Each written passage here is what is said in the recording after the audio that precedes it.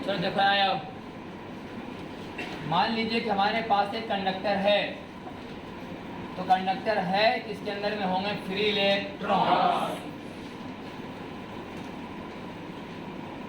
Free electron, तो conductor के अंदर में जो भी फ्री इलेक्ट्रॉन है इधर उधर अपने आप में क्या कर रहे हैं, मूव कर रहे हैं।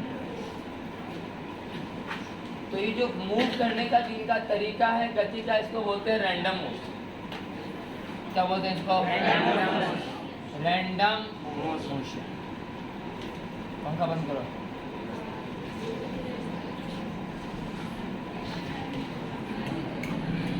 इसको बोलते हैं रैंडम मोशन, यादृच्छिक गति। जैसे जब लोग 10वां क्लास में पढ़ते हैं ना, सिक्का का उछालना, किसी का उछालना एक रैंडम एक्सपेरिमेंट है। क्यू के चलने के बाद उसमें क्या पास आएगा, वो भी एक रैंडम एक्सपेरिमेंट है। रैंडम एक्सपेरिमेंट करने का मतलब है कि चलने के बाद ही पता चलेगा उसका डायरेक्शन ऑफ मोशन क्या है। जैसे कि मक्खी का गति, किसका गति? मक्खी का। चलने के बाद ही पता चलेगा कि उसका चलने का डायरेक्शन क्या था। आप पहले से तय नहीं कर सकते कि मक्खी किस डायरेक्शन में चलेगा, ये तय नहीं किया जा सकता। तो इलेक्ट्रॉन जो इस कंडक्टर के अंदर में वो भी मूव कर रहे हैं, इधर से उधर दौड़ रहे हैं, लेकिन कब किधर जाएंगे इसका कोई गारंटी नहीं है। तो ऐसा हम लोग समझते हैं कि चलना भी तो इतना ही स्पेस में है, इसका मतलब कभी ना कभी तो जहाँ से चलेंगे फिर वहाँ जरूर पहुँचे। सही गए? तो हम लोग समझ लेते हैं कि क्या एवरेज जो वेलोसिटी का मान कितना है, 0। जहाँ से चलना शुरू करेंगे फिर वह कभी न कभी लौटते लौटते वहीं पर आएंगे। तो हम लोग मान लेते हैं कि इनका एवरेज वेलोसिटी का मान कितना है, 0। तो मान लो कि अभी इसके अंदर में बहुत सारे इलेक्ट्रॉन हैं। कितने इलेक्ट्रॉन हैं? n electron. तो हर एक का वेलोसिटी का डायरेक्शन अलग अलग होगा और हर एक का वेलोसिटी का मैग्नीट्यूड भी अलग अलग होगा। तो हम निकालने जा रहे हैं इसका एवरेज वेलोसिटी कि u1 plus u2 plus u3 plus dot dot dot un और बटा n, तो बराबर क्या आएगा, ये 0।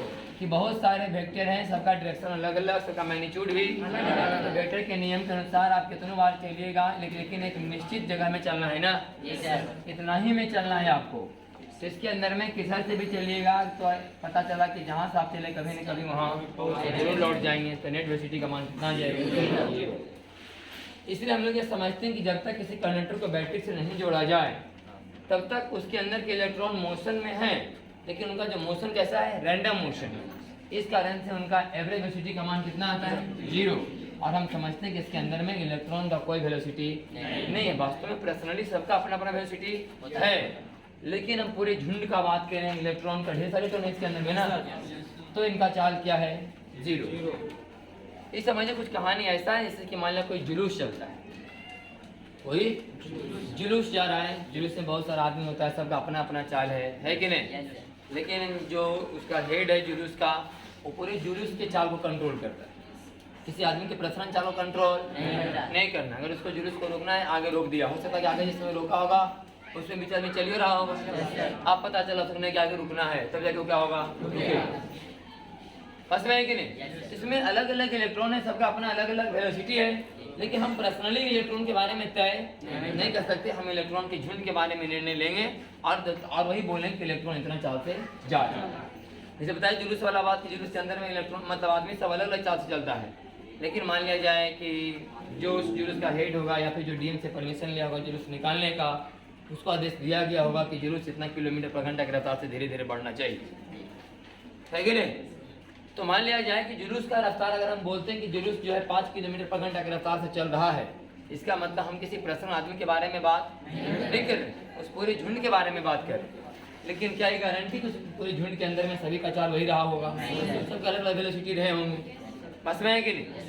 तो हम लोग वो जो जुलूस का जो चाल है वो वाला वेलोसिटी को बोलेंगे इलेक्ट्रॉन का वेलोसिटी। ऐसे पर्सनली सभी का क्या है, चाल अलग अलग। तो अभी तो मान लिया है कि जो सब इलेक्ट्रॉन जैसे तैसे चल रहे हैं, ये कहानी के बारे में अगर समझना है तो समझो कि मान लिया कि बहुत सारे आदमी ट्रेन पर सवार है और ट्रेन चला, तो आदमी के मोशन से मतलब नहीं, हमको ट्रेन के मोशन से मतलब। ट्रेन में गति है तो बैठा हुआ आदमी भी समझो कि सफर कर रहा है, और अगर ट्रेन में गति नहीं है तो ट्रेन के अंदर दौड़ता हुआ आदमी समझो कि रुका हुआ, सही कि नहीं। अगर कोई आदमी मान लिया जाए कि ट्रेन में सफर कर रहा है, अचानक कहीं ट्रेन संट हो जाए, रुक जाए, तो उसके अंदर का आदमी अपने इधर से उधर घूमना शुरू कर रहा है कि नहीं? कहीं प्लेटफार्म पर इधर, कहीं प्लेटफार्म पर उधर, फिर घूर के सीटें पर आके बैठे। तो हम लोग समझ लेते हैं कि आदमी का नेट वेलोसिटी का मान क्या है? 0 है। वास्तव में आदमी रुका हुआ नहीं है, लेकिन चलने का कोई मकसद नहीं उसका, बस ऐसे टाइम पास चल रहा है, इधर से उधर घूम रहा है, फिर जाके वहीं पर बैठ जाएगा। लेकिन वही आदमी जब ट्रेन खुल जाए तो अपने सीट पर ही रहेगा।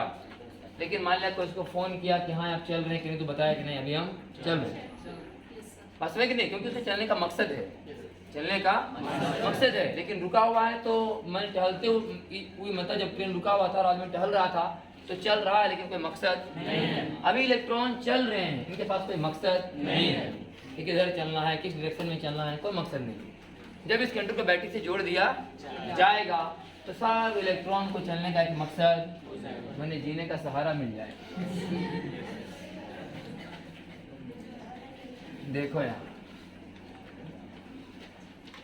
तो ये हो गया हमारा कंडक्टर, इसको हमने क्या जोड़ दिया है? एक बैटरी से।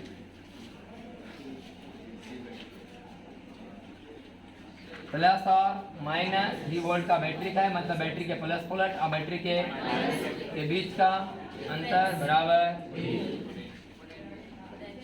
Potential difference. और यहाँ क्या हो गया? यहाँ अंदर में क्या तैयार हुआ? एक इलेक्ट्रिक फील्ड। अब तुम बोले कि इलेक्ट्रिक कंडक्टर के अंदर में तो इलेक्ट्रिक फील्ड होता नहीं, कंडक्टर के अंदर में तो इलेक्ट्रिक फील्ड, हाँ वास्तव में कंडक्टर के अंदर में हम जैसी इलेक्ट्रिक फील्ड देते हैं किसी कंडक्टर को, इलेक्ट्रॉन चलना शुरू करता है कि नहीं? चलते हैं, और तब तक चलते हैं जब तक कि बाहरी फील्ड का मुकाबला ना कर ले। पहले जब हम लोग पढ़ते थे कि कोई कंडक्टर है और इसको रखा गया इलेक्ट्रिक फील्ड में, तो हम लोग समझते हैं कि इसके अंदर के जो इलेक्ट्रॉन है इधर आएंगे ना, इधर क्या होगा? तो अपने आप अंदर में एक इलेक्ट्रिक फील्ड और बन जाएगा। अब क्या इलेक्ट्रॉन यहाँ कर जमा होंगे? तो तुरंत पास हो चला जाएगा, इसलिए अंदर में कभी इलेक्ट्रिक फील्ड बन नहीं पाएगा। जब अंदर में इलेक्ट्रिक फील्ड बनता तब जा करके इलेक्ट्रॉन का चलना रुकना मैंने रुक जाता, मैंने इलेक्ट्रॉन का चलना बंद हो जाता।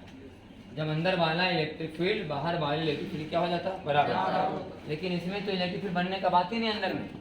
अगर बाहर यहाँ पर प्लस और यहाँ एक ही इलेक्ट्रिक फील्ड सिर्फ रहेंगे यहाँ पर। ये मान लो इलेक्ट्रिक फील्ड का मान कितना है? E। T का फॉर्मूला होगा V/L, L हो गया इसका लंबाई। E पता चला हमको इस फॉर्मूला से, E बराबर माइनस dV/d का, E बराबर माइनस dV/d, सही कि नहीं? डेंसिटी का फॉर्मूला है dV/d। यहाँ से यहाँ का वोल्टेज का अंतर कितना है? V, और दूरी कितना है? L। फॉर्मूला पर ध्यान देते चलना, जो मैंने फॉर्मूला बता रहे उतने पर काम चलते चलेगा। अभी तक कोई फॉर्मूला हम लोग का आया हुआ नहीं था, बस कंसेप्ट था थोड़ा बहुत। फॉर्मूला के नाम पर वही I बराबर dQ/dt, average value of current बराबर total charge by total time, या Q बराबर I dt का integration, average value of current बराबर I dt का इंटीग्रेशन बाई dt का इंटीग्रेशन। अगर कोई चार्ज भी वेलोसिटी से किसी से गुजर पाथ पर घूम रहा है तो करंट बराबर मतलब चार्ज गुने फ्री या चार्ज बटा टाइम पीरियड, या Q गुने V बटा 2πr।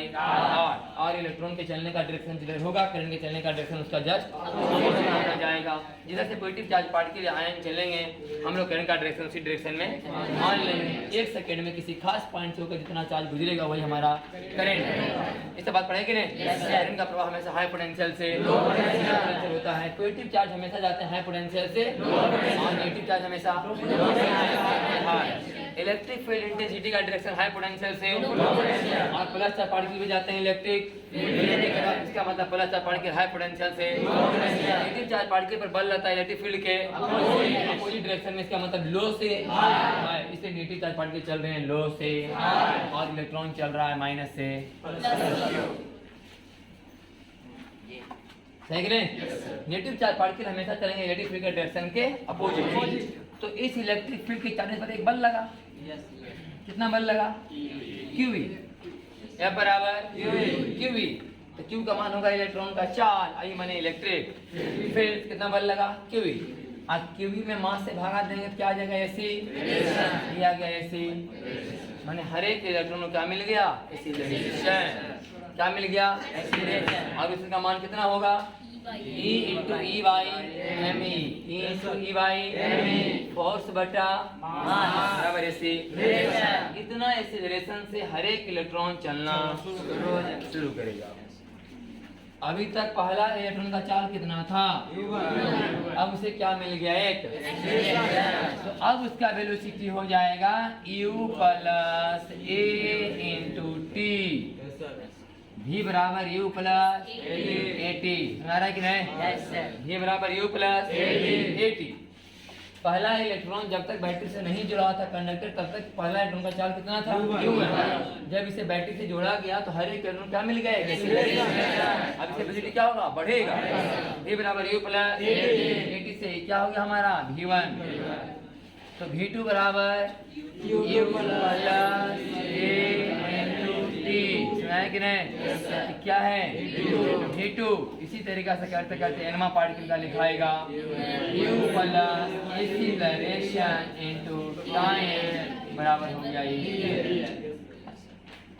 ये जो t1, t2, t3 और tn लिखा हुआ है टाइम है। क्या है? टाइम। तब तक दो लगातार कोलिजन के बीच का समय है।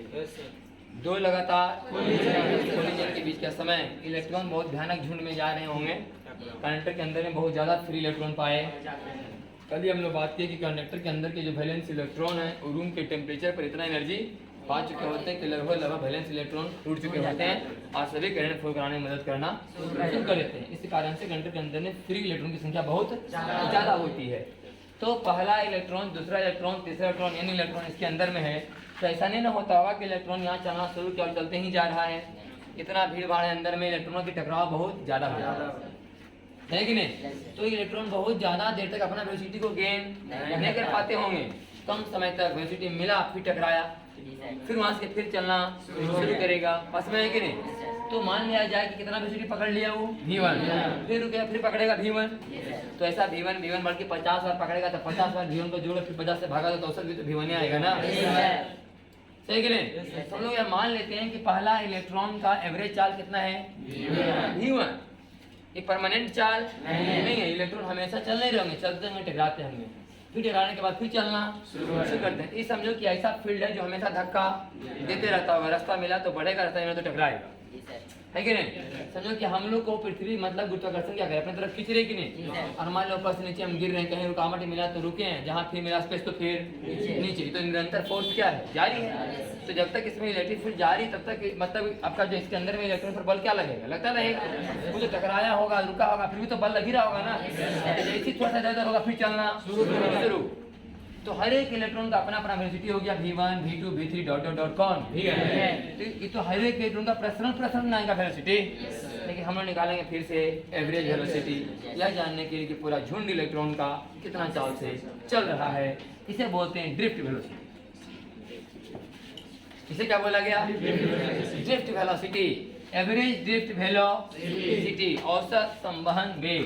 तो लिखा गया v1 plus v2 plus v3 plus dot dot dot vn बटा n। मैंने सबको जोड़ना है ना? इतना को सबको एक बार जोड़ लो, इतना सबको एक बार। इस सबको जोड़ेंगे तो यहाँ सही है ना? क्योंकि तो u1 into u3 उस समय का वेलोसिटी है ना जब बैटरी से जोड़ा नहीं गया। बैटरी से जोड़ा नहीं गया, जब बैटरी से नहीं जोड़ा गया था उस समय का नहीं चाल है सब। और ये पूरा वेलोसिटी क्या है बैटरी जोड़ने के बाद? तो यहाँ से निकालेंगे u1 plus u2 plus u3 पर डॉट डॉट क्या मान है? 0 आएगा। क्या कितना मान आ गया? ये 0। इसमें कॉमन है कौन? ऐसे मतलब करना, सीधा करना एक्सीलरेशन। ऐसी बराबर फोर्स बटे फोर्स बराबर चार्ज गुने इंटेंस। फोर्स बराबर चार्ज गुने इंटेंस और फिर फोर्स बाय मास बराबर ऐसे। और कॉमन कौन हो जाएगा? T1 plus T2 plus dot dot dot कहाँ तक? बटा n। तब ना औसत एवरेज ड्यू टू वेलोसिटी बराबर। तो इसको बोल दिया हम लोग एवरेज टाइम। क्या बोल दिया उसको? Average time. तो फॉर्मूला क्या निकल गया? E गुना E बटा m इंटू एवरेज टाइम। इसका फॉर्मूला है हेलो क्या का फॉर्मूला आता है? ध्यान सुनो। एक तो इलेक्ट्रिक फील्ड बराबर v बाई, दूसरा फोर्स बराबर चार्ज गुना इंटेंस, एक्सेलरेशन बराबर फोर्स बटे और ड्यू टू वेलोसिटी बराबर मोटा मोटी याद करो ना, एक्सीलरेशन इनटू टाइम बराबर वेलोसिटी। सही कि नहीं? हाँ, कितना करेगा ई गुना ई बटा एम इंटू टाइम बार, ऐसे में थोड़ा समझने में समय लगेगा।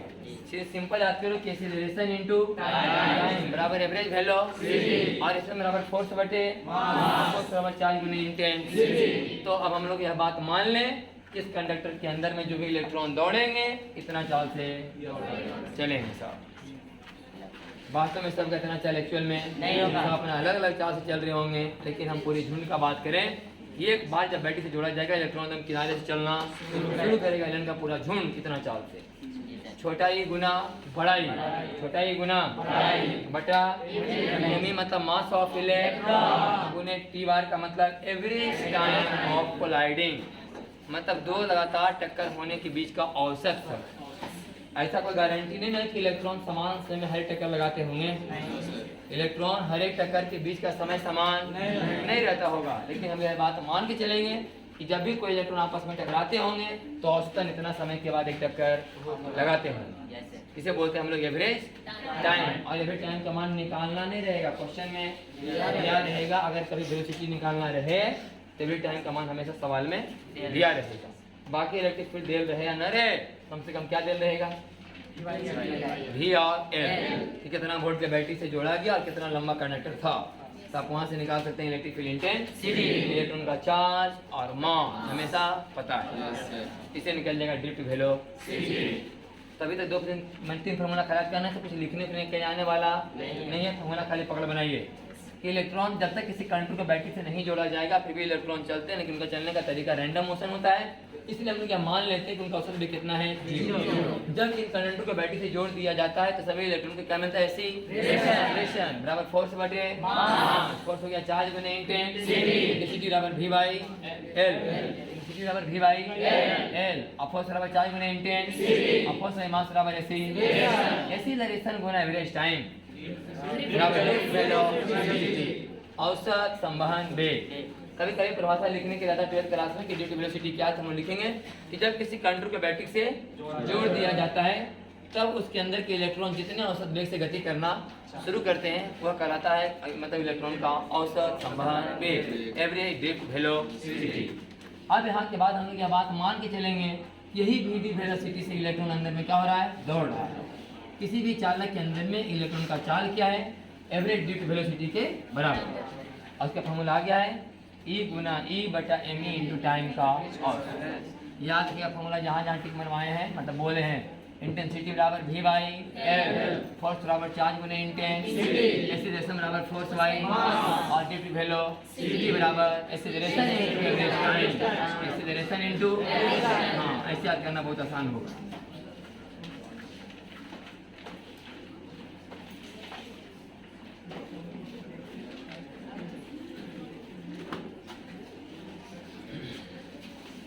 तो यही एक कंडक्टर है जिसको बैटरी से जोड़ दिया गया है, एक प्लस और एक minus.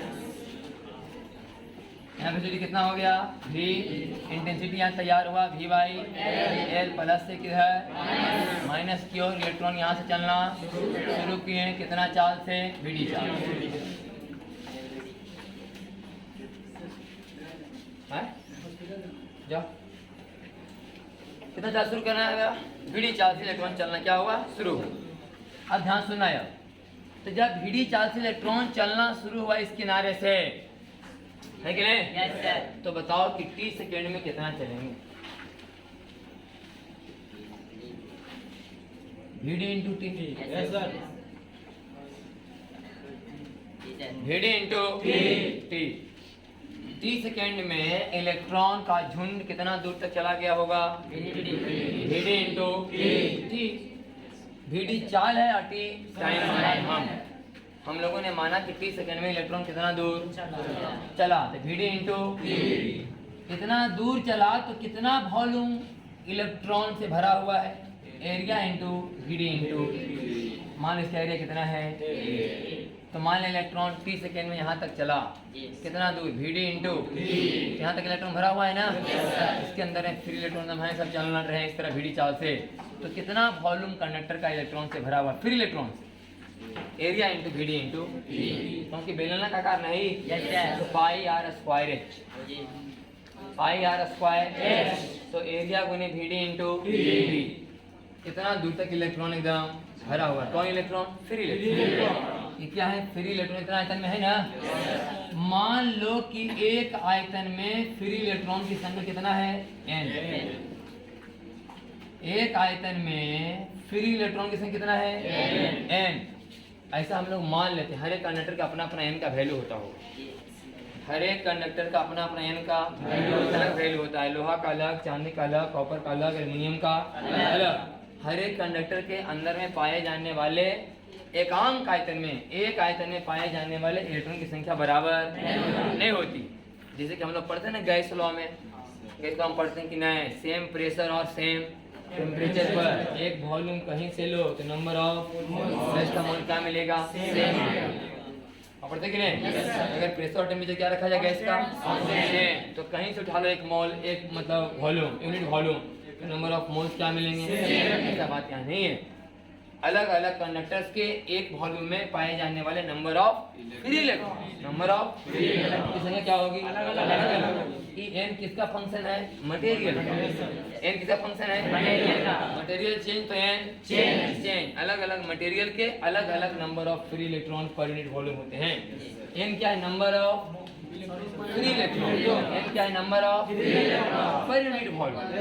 Per unit total number of free electron नहीं है, number of free electron per unit volume. मैंने मान लिए हैं कि एक वॉल्यूम में कई फ्री इलेक्ट्रॉन, तो बताओ इतना वॉल्यूम में कई फ्री इलेक्ट्रॉन?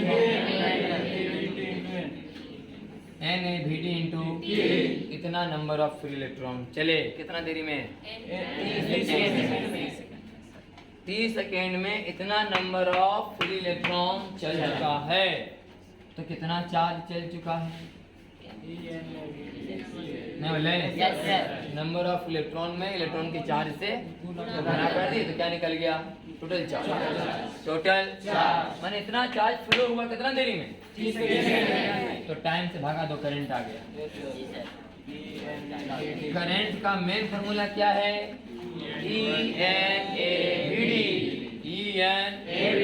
जब भी कभी हम लोग अटकेंगे यहीं से स्टार्ट करेंगे। मेन फॉर्मूला मेरा ये हुआ करंट का EN/AVD। E क्या है? इलेक्ट्रॉन का चार्ज। छोटा वाला E क्या है? N क्या है? Number of free electron per unit volume. Number of free electron per unit volume. ये है एरिया ऑफ क्रॉस सेक्शन, ये है एरिया ऑफ VD वैल्यू इतना पहले याद रहेगा। I बराबर EN/AVD। इधर से लिखने के लिए अगर आएगा मोटा मोटी तो है कि ड्रिफ्ट वेलोसिटी क्या है। आज के 12th में सवाल आने होने वाला इधर फॉर्मूला ध्यान से सुनिए। I बराबर क्या फॉर्मूला आया? प्रूफ भी करने के लिए आपको आने होने वाला नहीं, कैसे हुआ नहीं हुआ, बेसिक बात है समझ की हम लोग। रट्टा मारना फॉर्मूला को। I बराबर EN/AVD। I है इलेक्ट्रिक करंट, E है इलेक्ट्रॉन का चार्ज, छोटा है number of electron, volume, A है एरिया ऑफ, VD है ड्रिफ्ट वेलोसिटी। यहाँ VD का फॉर्मूला बोलो, है कि नहीं? याद रखना है। और क्या रखना है? तीन वाले हैं। I बराबर EN/AVD। अगर फॉर्मूला होते एरिया का फॉर्मूला वाला बात तो जैसा सेक्शन दिखेंगे वैसा निकाल लेंगे। आई तो number of electron per unit volume क्या रहेगा? चार्ज तो पता ये है, VD का फॉर्मूला पता है ना? E गुना E बटा m टाइम का इलेक्ट्रिक फील्ड बराबर V बाई इसका चार्ज और मास के बारे में कोई टेंशन नहीं। एवरी टाइम ऑफ कोलाइडिंग का मान हमेशा सवाल में क्या हुआ तो क्लियर हुआ कि नहीं? तो मेन फॉर्मूला हुआ I बराबर EN/AVD। इसमें VD का मान याद करना है, E गुना E बटा m इंटू टाइम का औसत और इलेक्ट्रिक फील्ड बराबर V बाई। अब यहाँ से कहानी आगे बढ़ाते हैं। I बराबर EN/AVD।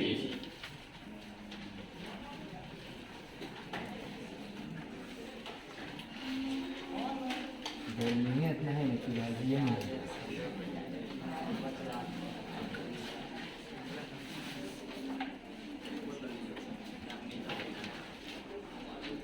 ऐसा गर्मी रहा तो 2-3 दिन छुट्टी दे देंगे। गर्मी मुहर्रम से लेकर रक्षाबंधन तक इन मुहर्रम का ये कर लो कि मुहर्रम है यार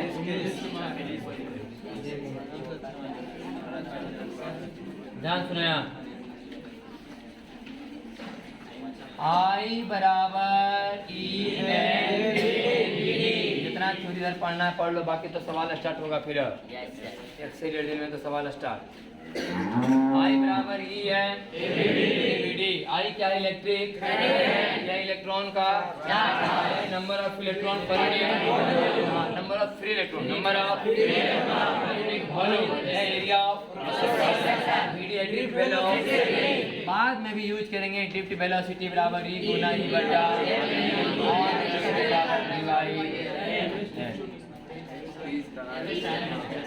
हाँ समझ सला आगे दोनों मत आए।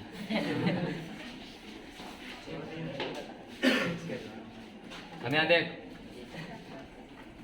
आज ध्यान सुनो यार, बहुत सारा वर्ड टर्म है जिसको हमें डिफाइन करना है। आई बटा ए बराबर आई बाई ए को हम लोग बोलेंगे जी, इसे बोलते हैं current density. Current density, current density, current flowing per unit area normal to the plane. ये मेन पॉइंट है, normal to the plane, current flowing per unit area normal to the plane, ये करंट डेंसिटी। यहाँ पर बात समझिएगा, मान लिया एक वायर है, इसमें करंट चल रहा है आई, इसका एरिया कितना है ए, तब तो सही है कि जे बराबर आई बाई ए, क्योंकि करंट हमेशा जा रहा है normal to the plane. Current जा रहा है क्या? Normal to the plane. Current flowing per unit area normal to the plane. हाँ, प्लेन के नॉर्मली जाने वाला करंट कितना एरिया से? एक एरिया से, एक एरिया से होकर जाने वाला करंट करंट डेंसिटी कहलाएगा। लेकिन करंट का डायरेक्शन किधर होना चाहिए? प्लेन के परपेंडिकुलर। तो इस सरफेस के परपेंडिकुलर जो करंट जा रहा है कितना एरिया से? वही हमारा करंट डेंसिटी हो गया जे बराबर आई बटा ए। लेकिन हम सवाल नहीं बताते थे, बार बार तो पढ़े लिया स्टेडियम वाला कहानी सब, अब तो समझ में आएगा ही। तो ये हम लोग का हो गया, मान लो कि एरिया ए कितना होगा? Area A. तो इन हुआ का डायरेक्शन, इसमें डायरेक्शन कहाँ एरिया का? इधर है कि नहीं? एरिया का डायरेक्शन हमेशा सरफेस के परपेंडिकुलर होगा। तो इसका ए का डायरेक्शन इधर है ना, आई जा रहा है इधर में, इधर कौन जा रहा है? करंट। तो सरफेस के परपेंडिकुलर हुआ, सरफेस के परपेंडिकुलर करंट का मान तब कहा जाएगा जब करंट का डायरेक्शन एरिया का डायरेक्शन के सम हो। करंट का डायरेक्शन एरिया का डायरेक्शन और प्लेन आपस में परपेंडिकुलर होते हैं। प्लेन के परपेंडिकुलर कौन होता है? एरिया का डायरेक्शन। एरिया का हमेशा सरफेस के परपेंडिकुलर होता है। और हमें निकालना है वो वाला करंट जो सरफेस के परपेंडिकुलर मतलब जो एरिया की तरफ जा रहा है। तो हम इस एरिया का दो कंपोनेंट निकाल लेंगे, एक cos थीटा और एक अब बताओ कि ये वाला करंट किस एरिया के परपेंडिकुलर जा रहा है? इस एरिया के ना, एरिया ना प्लेन के, इस प्लेन के परपेंडिकुलर। इस प्लेन का एरिया कितना हुआ? हाँ, तो करंट की इस प्लेन के परपेंडिकुलर जा रहा है, तो जिस प्लेन के परपेंडिकुलर करंट जा रहा है उस प्लेन के एरिया से भागा देना है। तो जे बराबर होगा आई बटा ए cos थीटा। जे बराबर आई बटा आई बराबर जे cos थीटा। आई बराबर हमने करंट डेंसिटी को क्या डिफाइन किया है? वेक्टर। करंट डेंसिटी क्या है? वेक्टर। एरिया क्या है? वेक्टर। एरिया क्या है? बीच में क्या आ गया? मतलब आई बराबर जे डॉट। तो करंट क्या हुआ? स्केलर। करंट क्या है? करंट डेंसिटी क्या है? एरिया क्या है? मतलब करंट दो वेक्टर का डॉट प्रोडक्ट है, एक करंट डेंसिटी वेक्टर और एक एरिया वेक्टर का डायरेक्शन किधर? तो सरफेस के परपेंडिकुलर। और करंट डेंसिटी का डायरेक्शन हायर पोटेंशियल से लोअर। करंट डेंसिटी को वेक्टर डिफाइन किया गया है। करंट डेंसिटी क्या है? वेक्टर। इसका डायरेक्शन किधर लेना है? Higher potential to lower potential. इसका मतलब करंट दो वेक्टर क्या है? Dot product. करंट क्या कहलाएगा? स्केलर। परिभाषा क्या हुआ करंट डेंसिटी का? Current flowing per unit area normal to the plane. Current flowing per unit area normal to the plane. हाँ, किसी सतह के प्रति एकांक क्षेत्रफल से होकर लंबवत गुजरने वाली विद्युत धारा को हम धारा घनत्व कहते हैं। किसी भी सतह के प्रति एकांक क्षेत्रफल से होकर लंबवत गुजरने वाली विद्युत धारा को हम धारा घनत्व कहते हैं, करंट डेंसिटी कहते हैं। यहाँ से फॉर्मूला हो गया J बराबर I बटा A cos theta. Main formula ये करंट डेंसिटी का, ये तो है मोटा मोटी वाला फार्मूला। जब कटिंग एकदम परपेंडिकुलर हो और एरिया कौन सा दिया हुआ परपेंडिकुलर वाला, तब J बराबर I बटा A। अगर E वाला एरिया A रहेगा तो फिर A नहीं कितना होगा A cos थीटा। हाँ, हमको वो वाला एरिया लेना है करंट जिस एरिया के परपेंडिकुलर जा रहा है। तो यहाँ से डिफाइन हो गया कि करंट स्केलर है, करंट डेंसिटी वेक्टर है और करंट डेंसिटी का डायरेक्शन हायर पोटेंशियल से इसका मात्रक होगा एम्पीयर बटे मीटर स्क्वायर। एम्पीयर बटे मीटर स्क्वायर, एक टर्म क्लियर हुआ करंट डेंसिटी। तो J बराबर क्या बना फॉर्मूला I बाई मतलब EN, बोलिए ना। J बराबर क्या हुआ, J बराबर या J बराबर I बटा, दोनों याद करना है। J बराबर I बटा A cos या J बराबर EN VD। अब VD का मान वहां से पुट करो,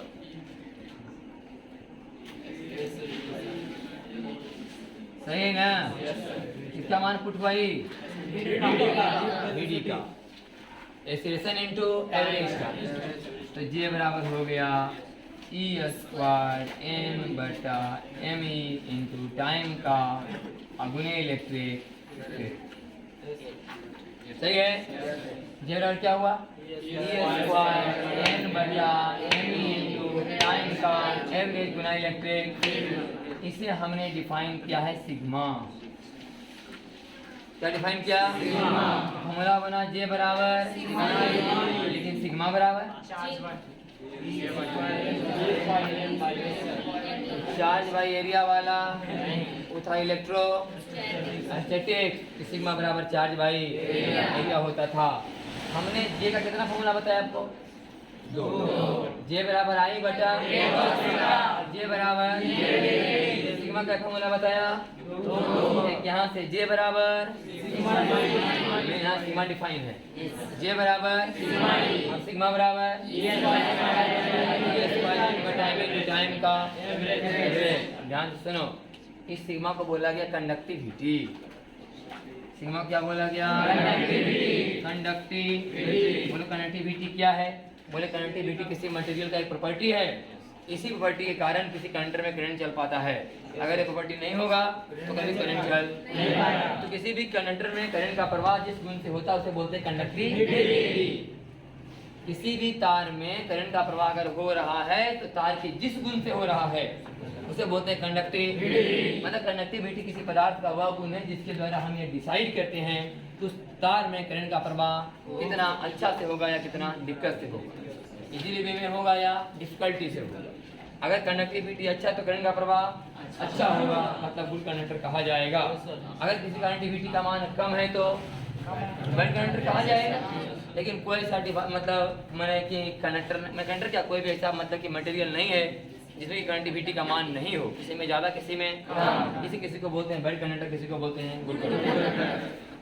ये गुण सब में पाया जाता है। तार कोई भी रहेगा ये वाला गुण होना ही होना है, कंडक्टिविटी वाला।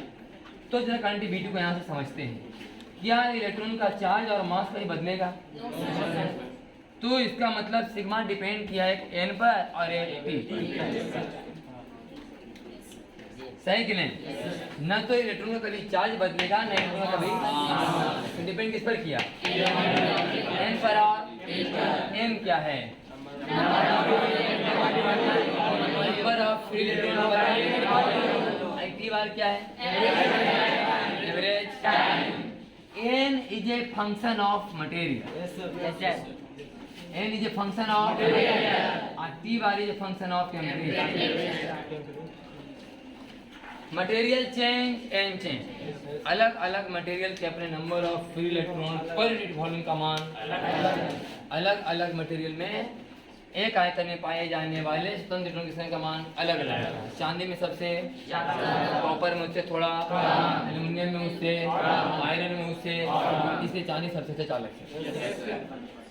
सही कि नहीं? जिसका number of free electron per unit volume का मान ज्यादा है वो सबसे बेहतर चालक कहा जाएगा, क्योंकि उसका कंडक्टिविटी का मान क्या होगा? ज्यादा होगा। तो यानी किसका फंक्शन हो गया? मटेरियल।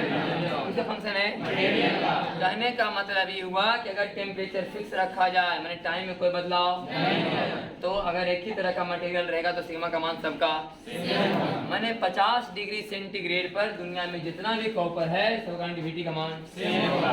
तो सवाल है, ऑब्जेक्टिव सवाल, अगर टेम्परेचर सेम रखा जाए तो दुनिया का कोई भी चांदी का तार ले आओ, सबका कंडक्टिविटी का मान तार लंबा है कि नाटा है कि मोटा है कि पतला, उससे कोई लेना देना नहीं, क्योंकि शेप और साइज पर डिपेंड नहीं। लंबाई का चर्चा है, नहीं एरिया है, न लंबाई न मोटाई, कोई दिक्कत इसमें नहीं।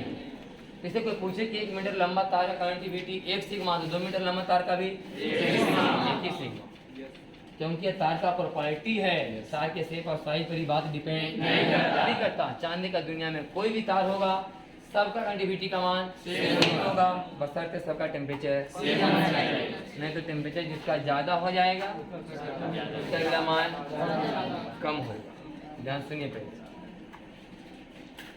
टी क्या है? एवरेज किसके बीच का? दो लगातार।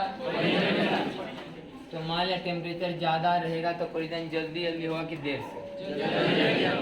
टेम्परेचर ज्यादा रहेगा तो कोलिजन जल्दी होगा, तो टकराने में समय कम की जा रहा, समय कम तो सिग्मा का मान भी कम। कब? जब टेम्परेचर ज्यादा रहेगा टकराव जल्दी होगा, समय कम लगेगा, सिग्मा का मान भी, मतलब टेम्परेचर बढ़ाने पर कंडक्टिविटी का मान घटता है। टेम्परेचर बढ़ाने से कंडक्टिविटी का मान, कंडक्टिविटी का मान मतलब करंट बहाने वाला गुण, करंट तो बढ़ेगा कौन? करंट रोकने वाला करंट। इसलिए ज्यादा टेम्परेचर पर कंडक्टर में ज्यादा अच्छा करंट ले जाना संभव नहीं। बहुत हाई टेम्परेचर आप रखेंगे कंडक्टर का, बहुत अच्छा करंट उसमें नहीं जाएगा, क्योंकि टेम्परेचर ज्यादा रखेगा तो कंडक्टिविटी का मान, और कंडक्टिविटी वही गुण है जो करंट लेकर के जा रहा है, गुण का मान कमेगा तो करंट जाने की क्षमता भी कम जाएगी। तो कंडक्टिविटी किसी पदार्थ का वह गुण है जिसके द्वारा हम यह डिसाइड करते हैं कि उस पदार्थ में करंट का प्रवाह कितना आसानी से होगा, इजीली वे में हो जाएगा। यह शेप और साइज पर डिपेंड, या फंक्शन किसका? एक मटेरियल का लिखते हैं, जिस मटेरियल के number of electron per unit volume का मान ज्यादा होगा उसका सिग्मा का वैल्यू भी ज्यादा होगा। अगर टेम्परेचर ज्यादा रहेगा तो सिग्मा का मान कम। सही कि नहीं? हाँ, ये बात हो सकता है, हम बताए थे अभी आपको कि चांदी का जितना दुनिया में तार है सबका कंडक्टिविटी का मान कब? अलग अलग टेम्परेचर रख करके मान में चेंजिंग भी लाया। अगर हम कहते हैं कि चांदी सबसे अच्छा चालक है और लोहा सबसे खराब चालक है, मान लो ऐसा बोले, लेकिन ऐसा भी हो सकता है कि चांदी को बहुत हाई टेम्परेचर पर रखा जाए और लोहा को बहुत कम। हो सकता है कि लोहा भी चांदी का मुकाबला कर सकते। सही कि नहीं? क्योंकि चांदी का टेम्परेचर बढ़ाने से कंडक्टिविटी का मान, हाँ, और लोहा का लो टेम्परेचर पर अच्छा खासा कंडक्टिविटी होगा अपना, और चांदी का भी हम टेम्परेचर बढ़ा के क्या कर सकते हैं उसका कम कर सकते हैं, तो फिर लोहा के मुकाबले भी आ सकता है, कोई दिक्कत। हाँ, तो कोई भी कंडक्टर गुड कंडक्टर तब कहा जा रहा है और बैड तब कहा जा रहा है जब सबका टेम्परेचर क्या है, तब देखा जा रहा है कि बैड है कि गुड है। एक ही टेम्परेचर की बात करते हैं, अलग अलग कंडक्टर को अलग अलग तापमान पर देखिएगा तो खराब वाला भी अच्छा और अच्छा वाला भी खराब नजर आ सकता है। सुना है कि नहीं? ये हुआ कंडक्टिविटी। अब है रेसिस्टिविटी, कहता है कि रेसिस्टिविटी बराबर 1 कंडक्टिविटी। रेसिस्टिविटी बराबर 1 कंडक्टिविटी। तब और कितना आ गया? E बटा टाइम का नहीं हो गए। एमी कहाँ चला गया? आई सब।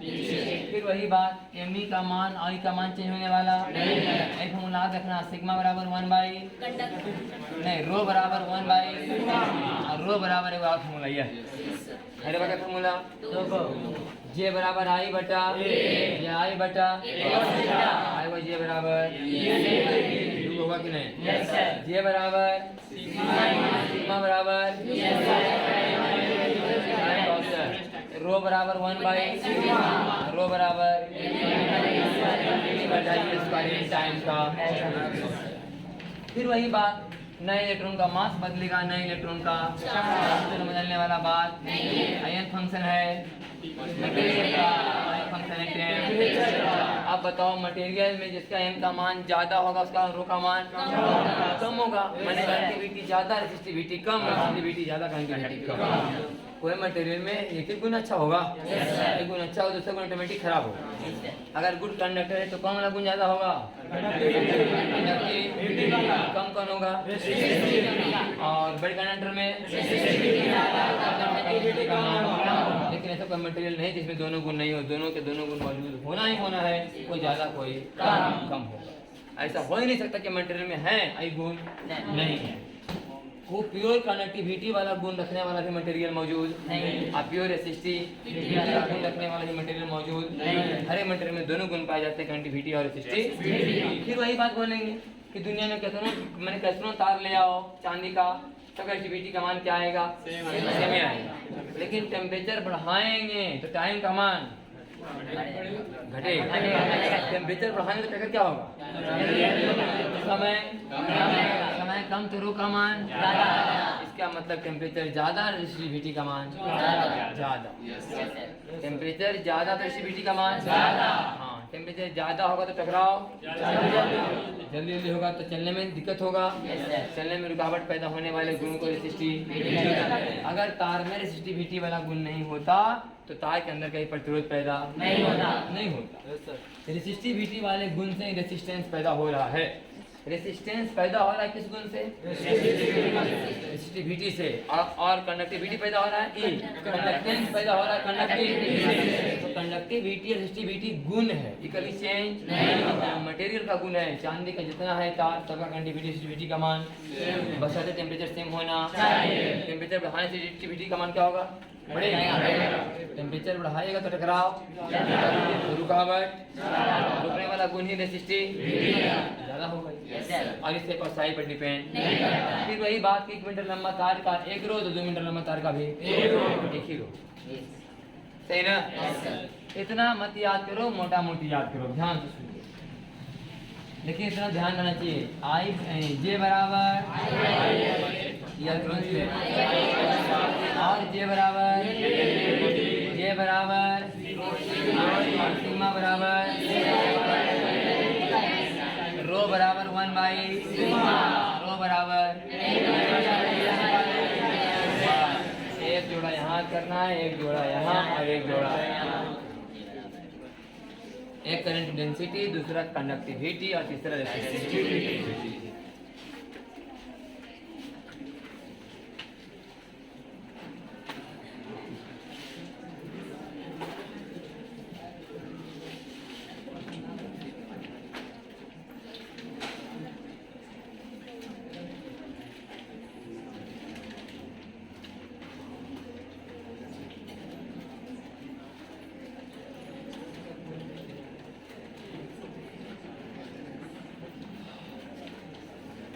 तो जे बराबर क्या हो गया? सिग्माई। जे बराबर सिग्मा बराबर ई बराबर फॉर्मूला खत्म हो गया। जे बराबर सिग्मा, जे बराबर सिग्मा बराबर ई बराबर V बराबर रॉयल बटा ए आई। V बराबर रॉयल बटा तो V बराबर आई यार, V बराबर R बराबर रॉयल बाई ए। कहें कि नहीं? इतना अंतर सब क्लियर होगा।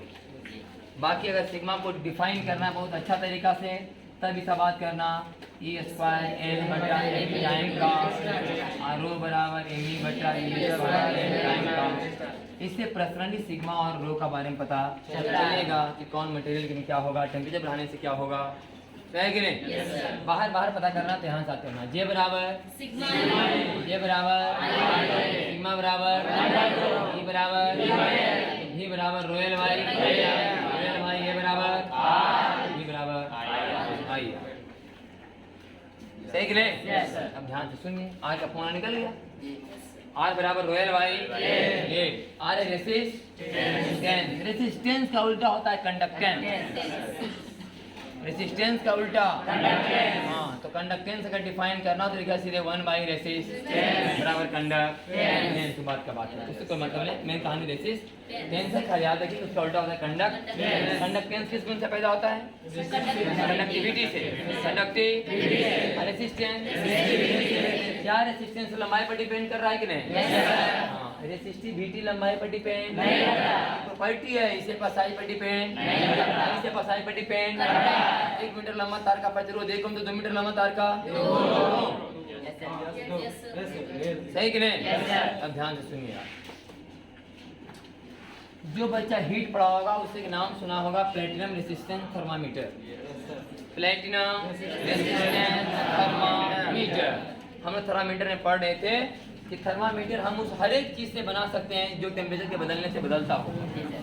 तो चूंकि रेसिस्टिविटी टेम्परेचर बदलने से बदलता है, रेसिस्टिविटी टेम्परेचर बदलने से टेम्परेचर ज्यादा होगा तो टाइम का मान कम होगा, टाइम का मान कम होगा तो रेसिस्टिविटी का मान, टेम्परेचर अगर ज्यादा होगा तो टाइम का मान, टाइम कम तो रेसिस्टिविटी का मान। मतलब टेम्परेचर बढ़ाने से क्या बदल रहा है? रेसिस्टिविटी बदलने से क्या बदलेगा? इसका मतलब है कि प्रतिरोध को मेजर करके भी किसी मैंने हम लोग टेम्परेचर को माप सकते हैं कि प्रतिरोध अगर इतना ओम था तो तापमान इतना रहा होगा, प्रतिरोध इतना हो गया इसका मतलब तापमान बढ़ गया होगा, है कि नहीं? तो हम लोग रेसिस्टेंस थर्मामीटर भी बना सकते हैं जो किससे काम करेगा? रेसिस्टेंस पर। गर्मी होगा अपने प्रतिरोध बढ़ जाएगा, हम समझ लेंगे टेम्परेचर वहाँ बढ़ जाएगा, है कि नहीं? तो प्लेटिनम एक ऐसा धातु है जिसको हल्का सा भी गर्म करो तो उसका टेम्परेचर बढ़े या ना बढ़े तो मैंने कि अपना जो है लेंथ एरिया इस समय चेंजिंग हो या उसका रेसिस्टिविटी बहुत भयानक तेजी से बदल जाएगा, है कि नहीं? लंबाई बदले, एरिया बदले, फिजिकल चेंजिंग बहुत कम होंगे, भौतिक परिवर्तन उसके अंदर का गुण बदल जाएगा। कौन? रेसिस्टिविटी। प्लेटिनम में खास करके होता है। प्लेटिनम का रेसिस्टिविटी हल्का सा भी टेम्परेचर चेंज हुआ रेसिस्टिविटी चेंज, इसलिए हम लोग प्लेटिनम के सहारे हम लोग क्या बनाते हैं? Platinum resistance thermometer. क्योंकि प्लेटिनम में हल्का सा तापमान चेंज हुआ रेसिस्टिविटी चेंज तो रेसिस्टेंस चेंज, इसका मतलब हल्का हल्का सा मैंने जो टेम्परेचर का चेंजिंग को दर्शाना शुरू करेगा। किसके माध्यम से? रेसिस्टेंस के माध्यम। टेम्परेचर यहाँ चेंज करेंगे, रेसिस्टेंस वहाँ चेंज, तो हम लोग समझ जाएंगे रेसिस्टेंस चेंज हुआ टेम्परेचर वहाँ चेंज हुआ, है कि नहीं? तो ये आर बराबर rho l by A, rho I L और ए। टेम्परेचर बढ़ाने से क्या होगा? रो का मान, टेम्परेचर बढ़ाने से रो का मान, टेम्परेचर बढ़ाने से एल का मान भी, एरिया का मान भी। लेकिन ध्यान से सुने, अभी डाटा है, एस सी वर्मा किताब रहता तो हम डाटा आपको दिखाते भी। एस सी वर्मा किताब में कभी हीट चैप्टर निकाल के देखिएगा, उसमें लिखा लगा coefficient of linear expansion, coefficient of linear expansion. कोई क्वेश्चन पढ़ लेना हीट का, उसमें लिखा लगा कोफिशिएंट ऑफ लीनियर एक्सपेंशन, उसका डाटा कभी निकाल के रखना लिख करके कितना आता है। अभी जब करंट पढ़ेगा तो लिखल मिलेगा वो alpha, temperature coefficient of resistivity, वो क्या था आपका? Coefficient of linear expansion alpha. ये पढ़ना कहाँ? हीट में, कि तापमान बढ़ाने से लंबाई किस तरह से बढ़ता हुआ अल्फा है, और तापमान बढ़ाने से रेसिस्टिविटी किस तरह बढ़ता है उसे फिर अल्फा पढ़ेंगे। लेकिन ये पढ़ेंगे हीट में, नहीं पढ़ेंगे करंट। अल्फा दोनों को बोलते हैं। एक क्या? कोफिशिएंट ऑफ लीनियर एक्सपेंशन, कि तार की लंबाई बढ़ाने से, मैंने किसी तार का टेम्परेचर बढ़ाने से लंबाई किस प्रकार से बढ़ता है, कौन बताएगा? उगला अल्फा। और एक अल्फा भी और पढ़ेंगे आगे हम लोग, जिसको बोलेंगे टेम्परेचर कोफिशिएंट ऑफ रेसिस्टिविटी। तो पता चलेगा कि उगला अल्फा का मान बहुत कम है, अल्फा का मान बहुत ज्यादा। मतलब कि टेम्परेचर बढ़ाने से रेसिस्टिविटी में बहुत भयानक चेंजिंग आएगा, उतना चेंजिंग कभी लेंथ था एरिया में, इसलिए हम लोग यह बात मान के चलते हैं करंट पढ़ने के दौरान कि जब तार का टेम्परेचर बढ़ने के बारे में जिक्र करते हैं तो तार की लंबाई और एरिया बढ़ने के बारे में जिक्र नहीं किया जाएगा। इतना भयानक टेम्परेचर नहीं बढ़ा दिया गया है कि तार में भौतिक परिवर्तन आ जाए, बस इतना ही टेम्परेचर बढ़ाया गया कि तार के अंदर में जो प्रॉपर्टी है रेसिस्टिव उसमें चेंजिंग आ जाए। बस में है कि नहीं? ये आप डाटा से ही बात समझ सकते हैं। आगे आएगा पता चलेगा आपको भी जब ये पढ़ाएंगे अल्फा के बारे में, किताब रहेगा एस सी बर्मन, तो आपको उस दिन सुनाएंगे भी जब ये पढ़ाएंगे उस दिन। तो ई बिल अल्फा का मान और ई बिल अल्फा का मान ये बहुत कम है और ये बहुत ज़्यादा रहेगा। अब देखिएगा कि हल्का सा टेम्परेचर बढ़ाने से इसमें बहुत भयानक परिवर्तन आएगा। ऐसे परिवर्तन 1-2 डिग्री सेंटीग्रेड बढ़ा देने से बहुत ज़्यादा अंतर इस में नहीं आने वाला है, लेकिन 1-2 डिग्री की जो सेंटीग्रेड बढ़ा देने से तापमान इसके गुण में अंतर आ जाएगा, रेसिस्टिविटी। इसलिए हम लोग यहाँ पर लंबाई और एरिया को क्या मान लेते हैं? कांस्टेंट। तापमान बढ़ने के बावजूद भी हम मान लेते हैं कि क्या है? कांस्टेंट। समझ आया कि नहीं? इसका मतलब रो किस पर डिपेंड करता है? रेसिस्टिविटी। और किस पर डिपेंड करता है? टेम्परेचर। टेम्परेचर बढ़ाने से टाइम का मान, टाइम घटेगा तो रो का मान बढ़ेगा, बढ़ेगा तो रो का मान बढ़ेगा। इसका मतलब ज्यादा तापमान पर कोई भी तार ज्यादा प्रतिरोध पैदा करता है। तापमान ज्यादा तो प्रतिरोध भी ज्यादा। फॉर्मूला निकाल लेंगे भाई कि 50 डिग्री सेंटीग्रेड पर कोई तार 80 ओम की तरह बिहेव कर रहा था, तो बताओ कि 100 डिग्री सेंटीग्रेड पर कितना ओम की तरह बिहेव करेगा। पहली बात क्या बात, लेकिन क्या ये कांस्टेंट हो गया ये लॉ रे? और रो कांस्टेंट कब होगा? जब टेम्परेचर, माने टेम्परेचर कांस्टेंट तो रो कांस्टेंट तो आर भी कांस्टेंट। तो टेम्परेचर कांस्टेंट तो रो कांस्टेंट तो आर कांस्टेंट तो भी समानुपाती है। ये ओम्स लॉ। ये क्या है? ये हुआ ओम्स लॉ कि नियत तापमान पर, तापमान जब तक नियत नहीं रहेगा रेसिस्टिविटी बदलता रहेगा, रेसिस्टिविटी बदलता रहेगा तो आर का मान भी बदलता रहेगा। कांस्टेंट की गिनती में कांस्टेंट तभी होगा जब ये कांस्टेंट होगा, और ये कांस्टेंट तभी होगा जब टेम्परेचर कांस्टेंट होगा। तो टेम्परेचर कांस्टेंट होगा तो रो कांस्टेंट होगा, रो कांस्टेंट होगा तो आर कांस्टेंट होगा। जब आर कांस्टेंट होगा तो फॉर्मूला निकालना, तब हम लोग लिखते हैं भी समानुपाती। ओम्स लॉ ये नहीं है कि भी बराबर आई आर। ओम्स लॉ ये नहीं है कि भी बराबर आई आर। ओम्स लॉ यह है कि भी समानुपाती आई। समझ गए? भी समानुपाती कब? टेम्परेचर कांस्टेंट हो तब भी समानुपाती आर होता है। ये है ओम्स लॉ। फिर हम लोग अलग से कांस्टेंट लेते हैं भी बराबर आर। आर को बोलते हैं रेसिस्टेंस। समझ गए? और रेजिस्टेंस का उल्टा क्या होगा? कंडक्ट। तो रेजिस्टेंस का मात्रक क्या होता है? रेजिस्टेंस का मात्रक। तो कंडक्टेंस का मात्रक ओम ओम इनवर्स। तो रेसिस्टिविटी का मात्रक ओम मीटर स्क्वायर बटा मीटर। ओम मीटर ओम इसका मात्रक रेसिस्टिविटी ओम मीटर स्क्वायर बटा ओम मीटर। तो कनेक्टिविटी का 1 ओम पर ओम इनवर्स ओम इनवर्स 4 मात्रक याद रखिएगा, रेसिस्टेंस, कंडक्टेंस, रेसिस्टिविटी और कंडक्टिविटी। ठीक है ना? कहाँ तक क्लियर हुआ?